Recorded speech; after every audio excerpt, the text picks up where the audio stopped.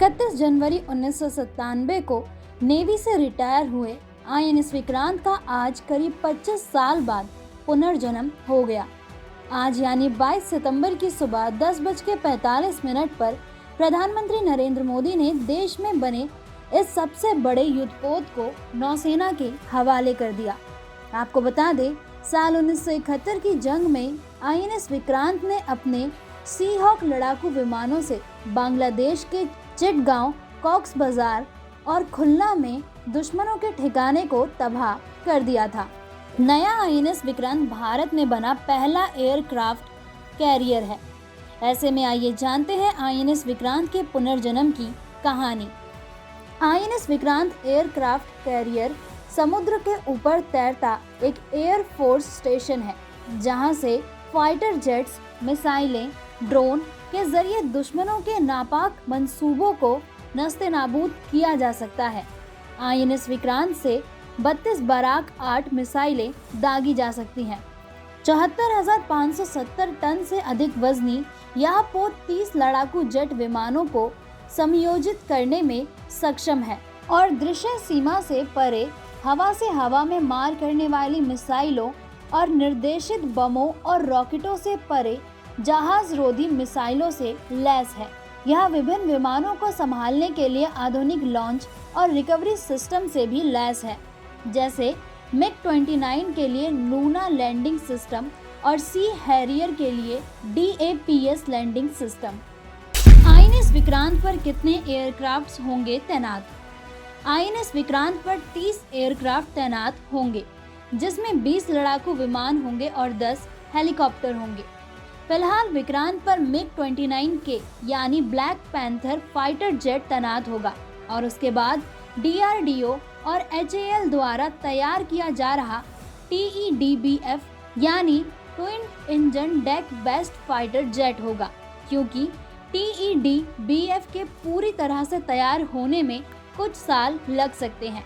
इसलिए इस बीच में अमेरिका का F-18A सुपर हेरोनेट या फिर फ्रांस का रफाल तैनात किया जा सकता है। इन दोनों फाइटर जेट के ट्रायल शुरू हो चुके हैं और फाइनल रिपोर्ट आने के बाद तय किया जाएगा कि कौन सा लड़ाकू विमान तैनात किया जाएगा। इस साल नवंबर के महीने से MiG-29 के फाइटर जेट विक्रांत पर तैनात होने शुरू हो जाएंगे। INS विक्रांत के निर्माण में लगी कितनी लागत? INS विक्रांत 20,000 करोड़ रुपए की लागत से निर्मित हुआ है। इसका डिजाइन भारतीय नौसेना की अपनी संस्थान वॉरशिप डिजाइन ब्यूरो ने तैयार किया है और इसका निर्माण पत्तन पोत परिवहन और जल मार्ग मंत्रालय के अधीन सार्वजनिक क्षेत्र की shipyard company Cochin shipyard limited ने किया है। विक्रांत का निर्माण अत्याधुनिक स्वचालित विशेषताओं से लैस है और वह भारत के समुद्रिक इतिहास में अब तक का सबसे विशाल निर्मित पोत है। INS विक्रांत की कुल केबल बिछाने की लंबाई 2,400 किलोमीटर है, जो कोची और दिल्ली के बीच की दूरी के बराबर है। विमान वाहक पोत के 2,300 डिब्बे में 1,700 नाविकों के लिए जगह है।